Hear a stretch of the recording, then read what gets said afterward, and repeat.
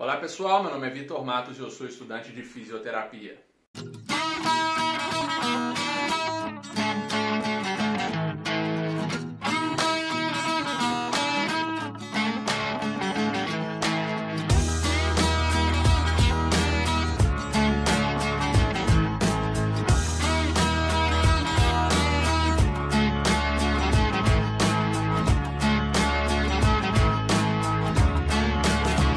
Muito bem, então hoje eu vim até aqui para a gente falar sobre uma coisa legal, tá bom? A gente vai falar sobre hereditariedade e meio ambiente. Então se você me acompanha aqui no canal, se você me segue lá nas redes sociais, você já deve saber que eu não sou mais estudante de fisioterapia, né? Eu formei semestre passado e nesse momento eu estou no programa de pós-graduação em neurociência lá na UFMG fazendo o meu mestrado. E esse semestre especificamente eu estou fazendo uma disciplina incrível sobre um tema que eu amo, que é Neurofisiologia 2. Semestre passado eu fiz a 1. Esse semestre eu estou fazendo a 2. E o plano de estudo dessa disciplina é basicamente nos motivar ou nos incentivar a buscar na literatura resposta para temas que são importantes para a neurociência, tá? É basicamente isso que nós somos incentivados a fazer. Então o professor ele faz muito pouco ativamente dentro de sala. Na verdade, claro que ele faz muita coisa, ele tira as nossas dúvidas, né? Mas eles o tempo todo ficam nos dando tarefas aí, levantando perguntas para que a gente vá e então procure isso aí nos bancos de dados científicos que nós temos para que essas respostas sejam elucidadas dentro da nossa cabeça, né? E a gente vai com essas respostas para a sala, a gente discute bastante e a gente aprende muita coisa, tá? Então, no primeiro dia de aula dentro dessa disciplina,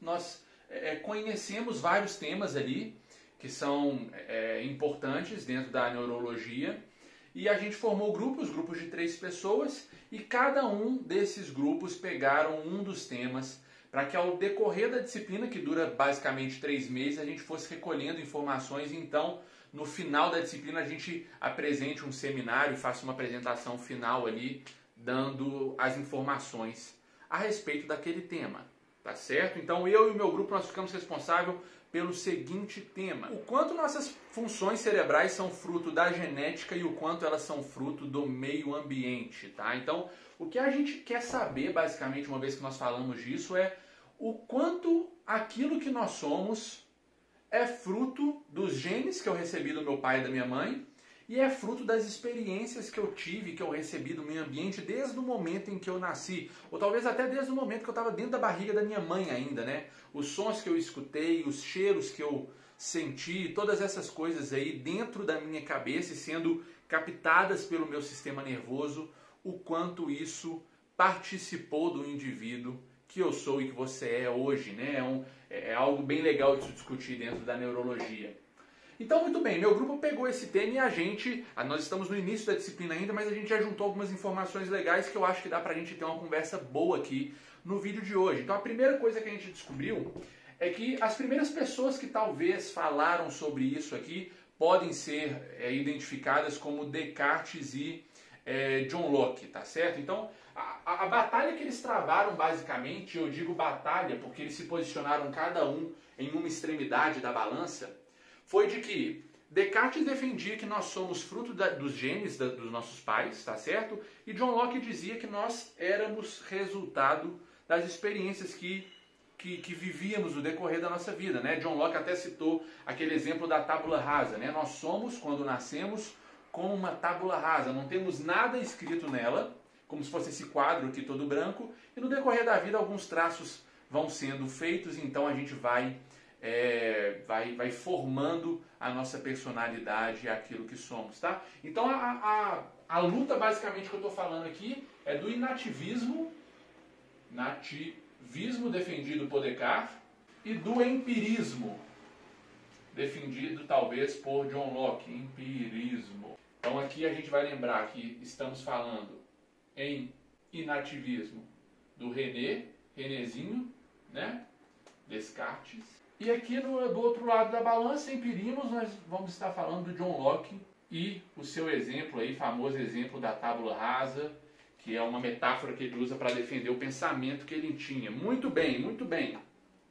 Então essas pessoas viveram há bastante tempo atrás e os pensadores que tiveram maior relevância dentro desse campo de de estudo aqui foram pensadores que diziam que era a junção dos dois, tá bom, pessoal? A junção dessas duas realidades, tanto a hereditariedade quanto o meio ambiente, formavam quem nós somos hoje. Isso é basicamente o que é mais aceito, mais famoso entre os pensadores, né? E o cara que deu talvez o start nesse pensamento, é o cara que disse que se você pegar isso e somar com isso, nós vamos ter o indivíduo, né, em seu resultado final ali na fase adulta. O cara que disse isso chama-se Donald, isso mesmo, Donald MacDonald, né? Mentira, Donald Hebb. Eu ia falar Donald Trump. Donald Trump, pode ser também. Aí, ó, Donald Hebb. Beleza? Então, Donald Hebb trazia essa ideia aí e ele era bem enfático e criativo em dar exemplos que defendiam o seu pensamento, né? Ele trouxe um exemplo famoso que qualquer matemático aí vai ter muita facilidade de entender. A pergunta que ele fez foi a seguinte: para que eu descubra a área de um triângulo, qual dimensão é mais importante para que eu chegue a esse resultado? A largura ou a altura desse retângulo? Então veja bem, o que ele está dizendo basicamente é o seguinte: é impossível que vocês cheguem no resultado final sem utilizar essas duas variáveis. O cara mandou muito bem, porque é simples a gente entender. Ora, para que eu encontre a área de um retângulo, eu preciso necessariamente somar a largura do triângulo, multiplicar, perdão, a altura pela largura desse retângulo, né? E só fazendo essa interação matemática eu vou conseguir achar o valor daquela área, né? E ele até dá outros exemplos. Ele diz assim: é muito comum que você encontre áreas iguais de retângulos diferentes. Puta merda, o que esse cara falou? Então dá uma olhada aqui. Ele disse o seguinte: valores de áreas iguais, tá bom? Para dimensões diferentes. Dimensões do retângulo, eu digo.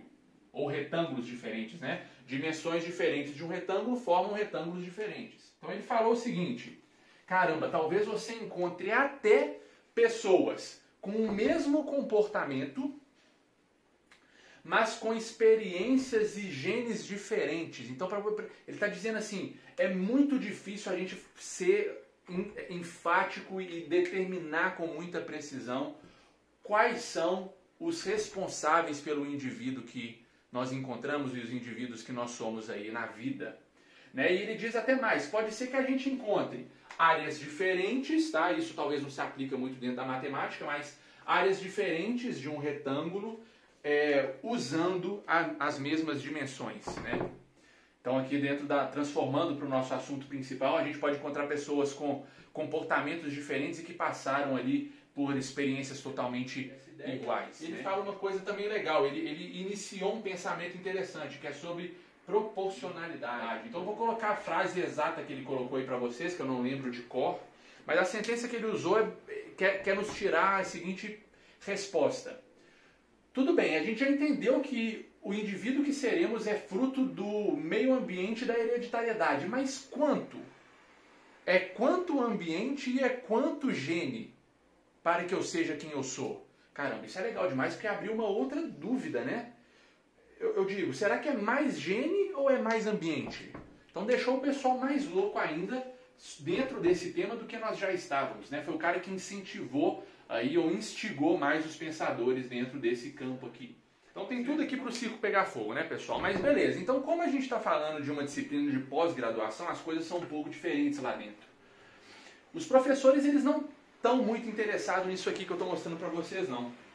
Tá? Eles não estão interessados nos pensadores, né, ou no pensamento de pessoas famosas aí dentro da nossa história, porque principalmente dentro da pós-graduação a gente aprende que aquilo que a gente acha não tem valor nenhum, tá bom? Não importa aquilo que eu acho, importa aquilo que é verdade, aquilo que é fato e aquilo que já foi comprovado, não importa por quem seja, pode ser por René Descartes e pode ser por mim que não tenho fama nenhuma aí no meio acadêmico ou na história em geral, né? Então a ideia é o seguinte: o que o nosso professor ele nos fala dentro da disciplina é o seguinte: vocês podem buscar por esse contexto histórico, saber o que as pessoas pensavam sobre o seu tema, isso é muito legal, mas eu quero que vocês busquem na literatura dados, tá? Autores que fizeram experiências e conseguiram nos mostrar alguma resposta a respeito desse tema. E é isso que nós fizemos, e a gente já tem alguns dados bem legais para trazer aqui. Então vejam bem, vamos falar de um deles, pode ser?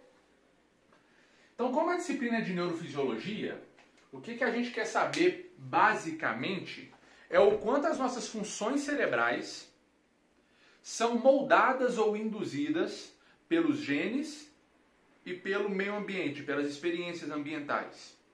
Funções cerebrais. A gente já estava migrando ali para a literatura científica e a gente encontrou um artigo científico que falava um negócio interessante. Os autores eles listaram 8 tópicos e 8 temas que tinham importância na plasticidade cerebral. E uma dessas 8 coisas que eles listaram chamou a atenção do meu grupo, tá bom? Que foi a flora intestinal ou a microbiota intestinal. A gente falou, caramba, então até o conteúdo molecular e biológico que está ali dentro do nosso intestino tem a capacidade de modificar o comportamento do meu cérebro e por consequência, o comportamento do meu ser. E aí a gente já com essa visão e focado nessa perspectiva, nós fomos lá no PubMed buscar por alguns artigos e nós achamos um artigo bem legal, recente aí, se eu não me engano, de 2019, 2020, que falava sobre isso. Vou colocar o título aí para vocês também. Então os autores, né, eles são da França, né, são de Paris, eles estavam querendo saber o seguinte, né? Se eles fizessem a transferência da microbiota de um animal com uma característica comportamental para um outro animal que não tem essa característica, se esse animal que recebeu a microbiota, ele seria induzido a se comportar dessa maneira que aquele primeiro animal se comportava.